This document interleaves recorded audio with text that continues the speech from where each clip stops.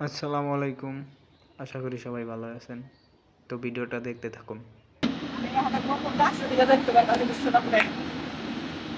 আমার খুব ভালো লাগতো।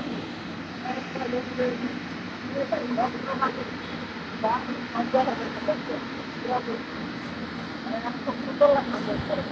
মানে এটা ভিডিও এদিকে সরকারের মধ্যে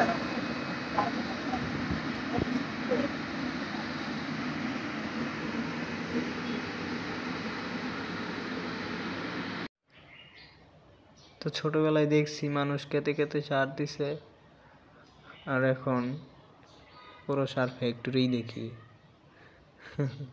আলহামদুলিল্লাহ। আচ্ছা, যাই হোক, এটা হচ্ছে নরসিংদী সার কারখানা। অনেক বড় আর সুন্দর।